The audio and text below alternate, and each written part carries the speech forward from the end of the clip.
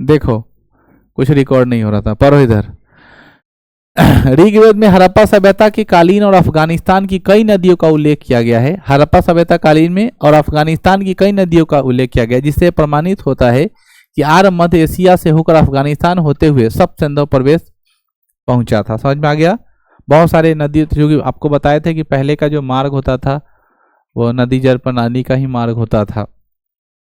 यहाँ पे ये भी लिखा हुआ है कि ऋग्वेद में अफगानिस्तान की 4 नदियों की चर्चा की गई है, जो वर्तमान से इस नाम से जाना जाता है।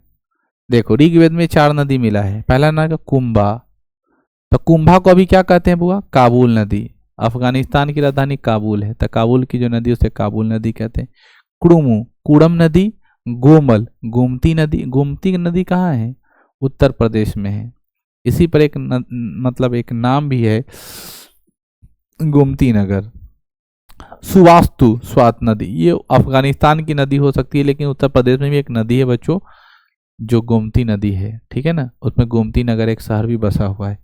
तो जो आपको मिला हुआ है, कितने नदी मिले हैं? 4। पहला का नाम कुंभा, क्रुमु, गोमल और सुवास्तु। वर्तमान नाम भी याद रखना है, क्योंकि पूछ सकता है कि कुंभा का वर्तमान नाम क्या है? काबुल। क्रुमु का वर्तमान नाम क्या है? कुरम। कोमल का वर्तमान नदी क्या है? गोमती। और सुवास्तु का वर्तमान नदी क्या है? सुवास। ठीक है। इसके बाद हम लोग अगले क्लास में पढ़ेंगे। आज इतना ही।